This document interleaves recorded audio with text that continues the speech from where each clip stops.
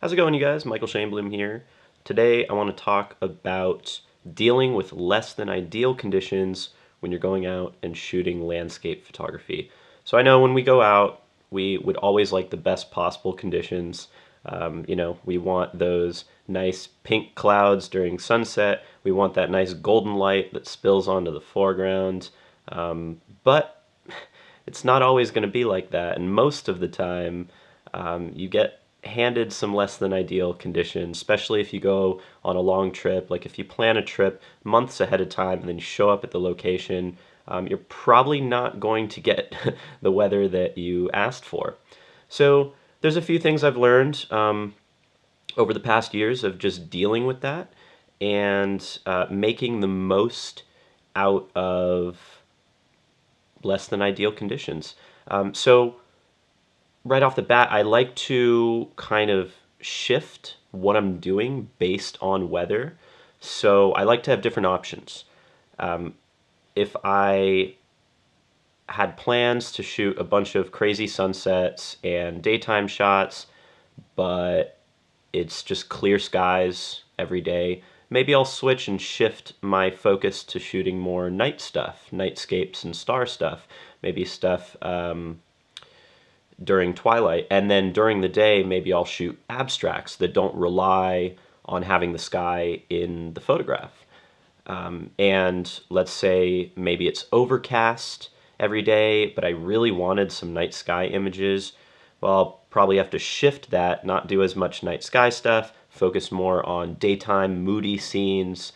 There's always ways of being creative and dealing with the different conditions. Now, I know sometimes you have a certain photo in your head and it needs to be that perfect condition to make the photo work for what you had in mind. And there are times where I go out and I shoot and it's just not the right conditions. Let's say I'm trying to shoot a certain seascape and I have these clouds that I have envisioned in my head. I may need to shoot that scene 10 times before I get the right image.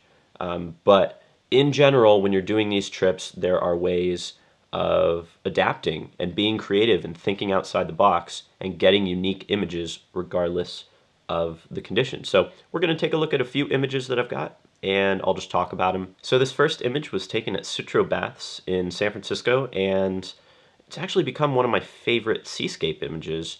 Now usually when I see fog on the horizon, especially in San Francisco where we do have a lot of fog, I kind of just throw in the towel and say, okay, we're not getting a sunset tonight, so it's probably not a good idea to go take pictures. Or maybe, head to the mountain where we can get above the fog. But on this evening, I just decided to stay with it. I was like, it might be fun to try and shoot some foggy seascapes. I haven't really done much of that, and I think it would be fun. And for this specific photo, I saw this lone figure standing on the beach, and I noticed in the background there was this beautiful rock formation with this heart inside. And I was like, this would be such an interesting concept for an image, really showing that kind of concept of hope, constantly searching. And I think the fog added such a nice dynamic to add to that mood. I think if there was any other conditions, like if there was clear sunlight with a bunch of golden light, or if there were some pink cotton candy clouds, it wouldn't have that same effect, that same concept. Because for this photo, he's searching, he's looking, he's hopeful, but the path isn't clear. And those conditions are leading to that by showing this fog, by showing that in the distance you can't fully see what's going on. It's in a way masked by the fog. So kind of added to the photo, and it was just an example of using the conditions given to kind of think outside the box and create something that I ended up being really proud of. Okay, so this photo right here, you might look at it and say, wow, those are perfect conditions for the photo. And it was funny, this sunrise, there weren't really any clouds in the sky, and originally I really wanted to do like a wide scene, like a wide sand dune scene in Death Valley, and get some awesome blazing clouds over these cool sand formations. But we were given not a lot of clouds that morning, so I decided to put on the telephoto lens and see if I could find some abstract shapes and maybe some different forms. There was this beautiful dusting of sand coming off of the dunes, and I was like, this would make for a really nice abstract shot. And I'm really happy that this happened, because this abstract shot ended up becoming one of my favorite sand dune images. Definitely more so than any of my other wide angle sand dune shots. So I'm really glad that the conditions were the way they were, and I was able to put on that telephoto lens, get creative, and have some fun with the sand that was blowing. So, you know, when you walk outside, you see it's completely sunny or something like that. Don't just say, okay, I'm not going to photograph. Try and get creative. Try and think outside the box and see what you can find. See what you can create with those conditions. Here's another telephoto lens shot that I did in Iceland. And this day was completely overcast, really terrible conditions for the most part. We were hoping for some nice puffy clouds or at least sunlight to hit some of the foreground elements, but we didn't get that. And I decided, okay, well, I'm not just going to sit here. I'm going to take my lens out and try and get a cool abstract photo with this beautiful waterfall. So I did a self-portrait, did a time-lapse mode on my little remote on a tripod, and kind of walked out into the scene. And this actually ended up becoming one of my favorite shots of the trip. Just the movement, the formations, just the power that you see in the waterfall. I think if it was a beautiful day and there was puffy clouds, I wouldn't have tried something like this. I think I would have tried like a more wide angle shot with some long exposure water or something like that. And again, just like the sand dune shot, I'm glad that I was given this really kind of crappy day to get creative, get experimental, and like I said, this ended up becoming one of my favorite images of the trip. Again, this was taken in Iceland, just a blue sky sunrise. This is an aerial shot over this beautiful mountain, the Vesterhorn. And again, I think, you know, it wasn't a spectacular sunrise. As you can see, there's no real clouds in the sky. There is some nice color on the peak.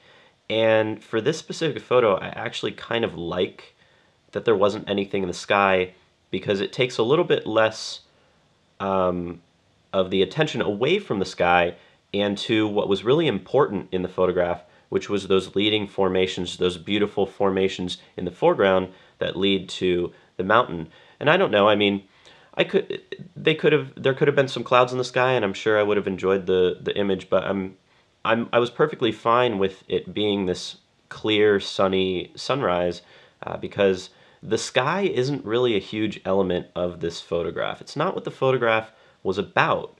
And like I said, there's many times where I've woken up, seen that there wasn't clouds, and went back to bed. But I'm super glad that I woke up this morning and said, you know what, I don't care. I'm going to try my best to get an image here. Because if I had just gone back to bed, I wouldn't have gotten this photograph.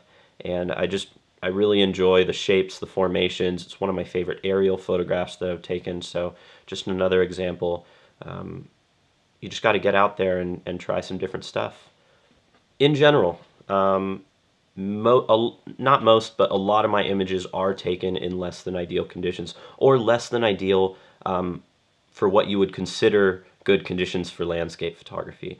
And what I've learned is you can take interesting images in almost any condition. It just depends on how creative you're willing to be and how much you're willing to think outside the box or challenge yourself. When you get an awesome, incredible sunset, it's very easy to make a good landscape photo, or at least a passable landscape photo, because the conditions, in a way, are kind of doing the work for you. Now, obviously, you have to be there. That's the challenge of getting an amazing sunset image, is you have to be there. You have to show up. But when you're handed less than ideal conditions, it really does take a little bit more to get something interesting. It becomes more about the composition, it becomes more about the shape, the subject matter, than just here's a beautiful sky, here are beautiful conditions. And I think that's what a lot of landscape photographers, or most landscape photographers, would like to strive for. I think landscape photographers want to be recognized more for their composition and creativity than just, I was here, this is a nice sunset. So anyways, I hope this video helps. let me know about maybe some future videos you'd like to see, and please subscribe for more. Thank you so much. Really appreciate it, and I'll see you guys next time.